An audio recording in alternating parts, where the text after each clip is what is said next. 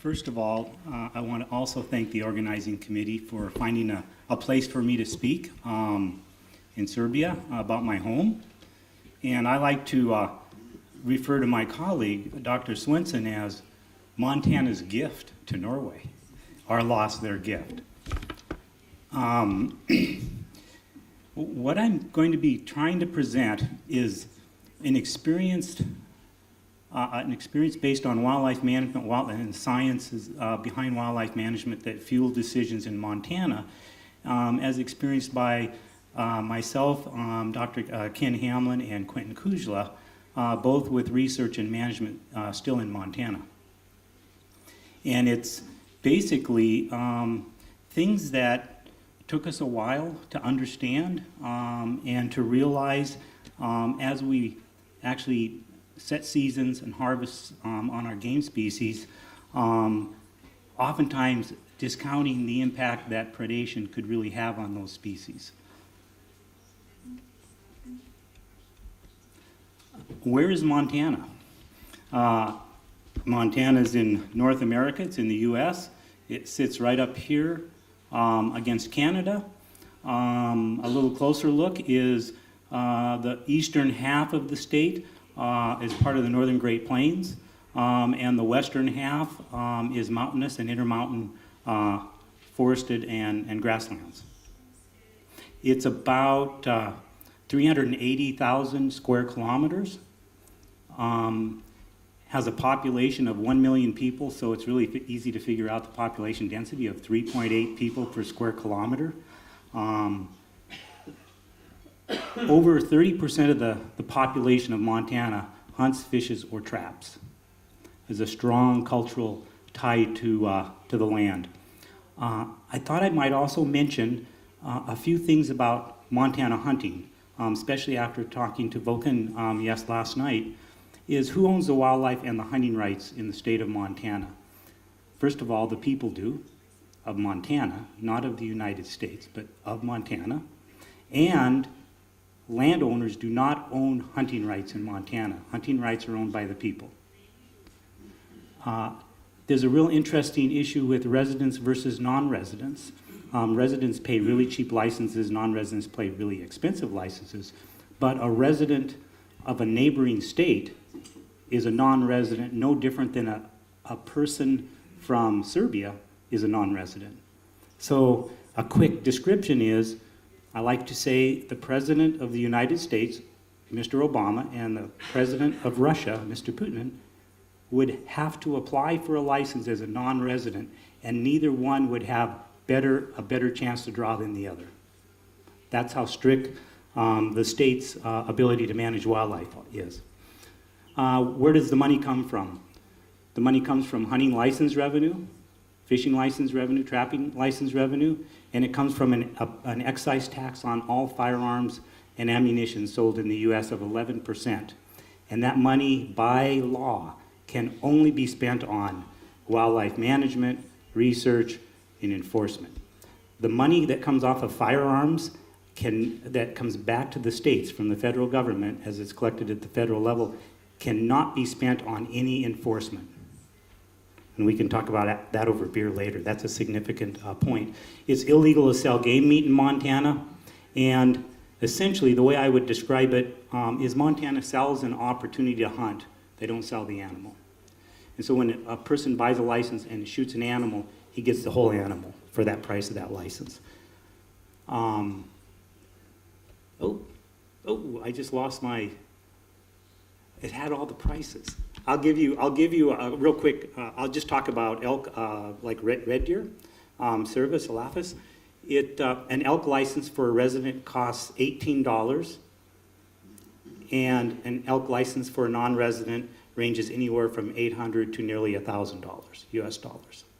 And so you can go through all the list of all the licenses, which I had there, and you would see the difference.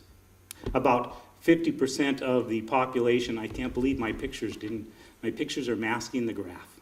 Darn it. That's okay, we'll adapt. Mountain lions. What I would like to do is give a brief description of the four major predators in Montana. that we manage or can't because they're listed as threatened, but we will manage soon. Mountain lions is one. Mountain lions were made a game animal in 1971 in Montana. Harvest prior to that, people could shoot them, how would you say, like a varmint, 24/7, 7 days a week, 365 days a year. There was no protection. After making them a game animal, we had about 30% of a suitable habitat occupied in Montana by lions, and about 20 lions a year were being killed about in 1971. Today, we harvest on average 350, legally harvest 350 lions. That harvest has been as high as 700, and we have 100% suitable habitat occupied by mountain lions today in Montana. It's a success story of managing a carnivore in a recovery period. But today, mountain lions are very high levels. We're going to have this for every one of these. The Montana black bears were also made a game animal in the early 40s. Black bears have a hunting season, the mountain lion season is in the wintertime. A black bear hunting season is in the spring and a fall season, a split season. Over the years, we've made refinements in bear management. It used to be a continuous season, and we started adjusting seasons based on the biology of the bear. When females with cubs are most vulnerable, and closing the season before that time, and then opening the season later in the fall. And black bear harvest is increasing, and black bear populations, based on some genetic work that we did across the state, are in really healthy condition and at probably higher levels than they've been at in 60 years. Brown bears. Brown bears, right now there are roughly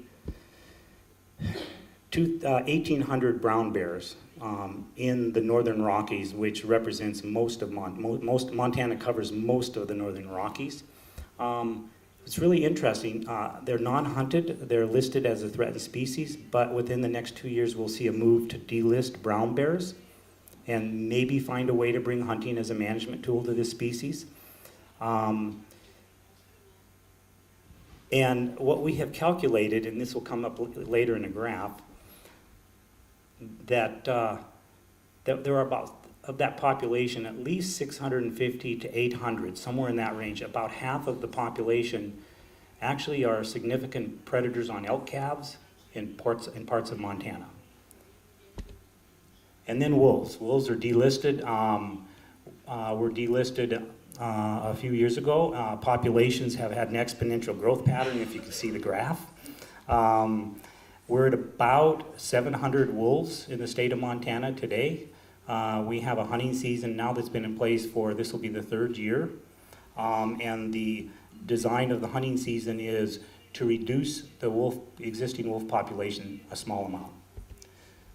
This is the wolf distribution. It's essentially in the western 1/3 of the mountainous part of the state. So when we look at elk, and we're going to take one species very quickly, we're going to look at elk.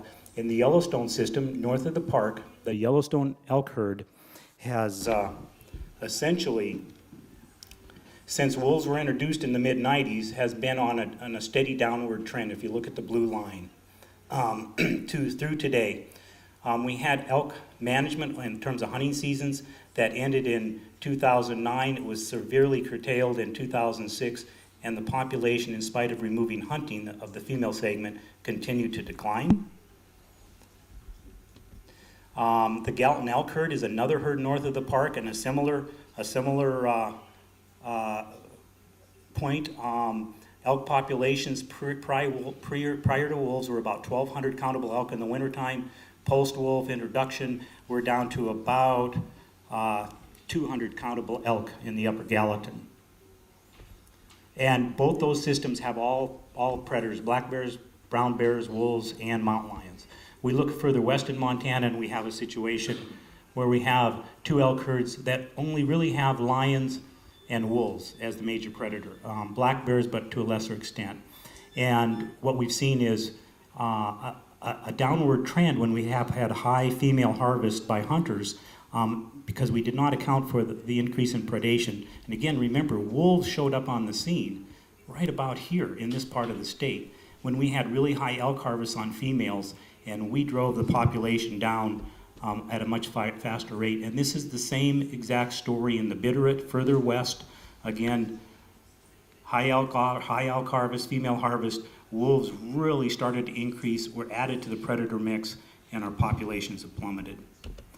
Hamlin, I like to quote this, indicated that basically elk calf recruitment was lower in areas where wolf per 100 elk or 1,000 elk ratio, or combined wolf and grizzly bears per 1,000.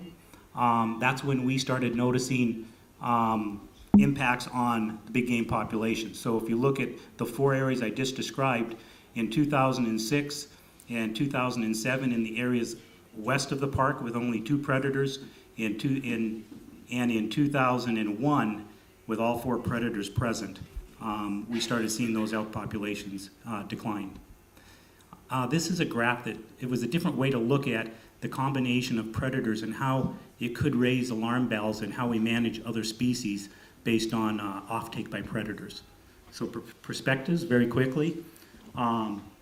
You have to really pay attention to female harvest when you're reducing game populations when predators are increasing. That sounds normal and logical, but when you're in the scene and you have not dealt with those levels of predation, for the entire profession of wildlife management in Montana, it catches you off guard. Beware of legally mandated population objectives that you have to meet. It removes flexibility. Recruitment information is really, really important when you're managing big game populations with a high predator richness. And traditionally, really looking at bottom-up concerns. When you have high predator richness, you have to look at both bottom-up and top-down, and it becomes very complex in trying to determine what approach to take next. So with that, I want to thank you for listening.